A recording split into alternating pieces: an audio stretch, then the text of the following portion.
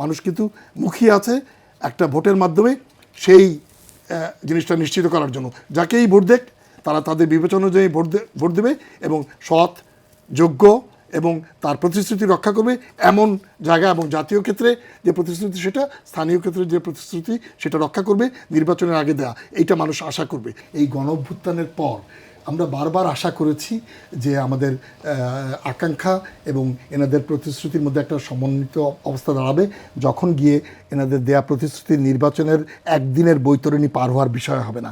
যখন তারা ভাববেন আমাকে একদিনের জন্য ভোট দিয়েছে, কিন্তু 365 দিনই তার আমানতদারি রক্ষা করার জন্য, ওই প্রতিশ্রুতিগুলো জীবন দিয়ে হলে রক্ষা করার জন্য।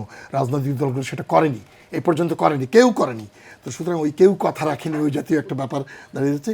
এইবার অন্তত 71-এ আমাদের প্রতিশ্রুতি ছিল একটা নতুন রাষ্ট্র বিনির্মাণ করা হবে, মুক্তিযুদ্ধের মাধ্যমে একটা দেশ পাওয়া গেল, কিন্তু সেই দেশের যে আকাঙ্ক্ষা সেইটি হচ্ছে যে একটি সাম্যের সমাজ, একটি মানবিক মর্যাদার সমাজ, একটি অর্থনৈতিক ও সামাজিক ন্যায় বিচারের সমাজ, সেইটি কিন্তু আসলো না। কেউ কেউ চেষ্টা করে গেছেন, কিছুটা জিয়াউর রহমান সাহেবের সময় হয়েছিল, কিছুটা বেগম জিয়ার সময় হয়েছিল, কিন্তু দীর্ঘ সময় আমরা পড়ে থাকলাম এক ধরনের ইয়ের মধ্যে, স্বেচ্ছাচার, স্বৈরাচার এবং দায়িত্বহীন ওই প্রতিশ্রুতি ভঙ্গ করার জায়গাটাই। মৌলানা ভাসানীর একটা বই ছিল বুকলেট, তখন বেরিয়েছিল 72 সালে, ওয়াদা ভঙ্গের আওয়ামী লীগের কথাও কাজ, ওয়াদা ভঙ্গের অতুলনীয় নজির, সেটার কথা এখন মনে পড়ে গেল।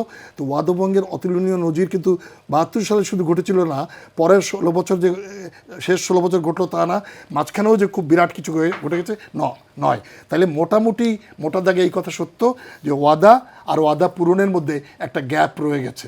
মানুষের এই জন্য রিভলিউশন অফ রাইজিং এক্সপেকটেশন একটা ঘটে, এবং তারপর রিভলিউশন অফ রাইজিং ফ্রাস্ট্রেশন ঘটে। এইবার অন্তত আমরা আশা করি তারা যে ওয়াদা করেছেন, কি জামাত কি বিএনপি বা বিএনপির সঙ্গে যুক্ত এনসিপি বা অন্য দল, দুটো সমঝোতার মতো হয়েছে, এই দুটো জোটের ক্ষেত্রে এইটা তারা রাখবেন যে মানুষ খুব ভালো করে খেয়াল করছে।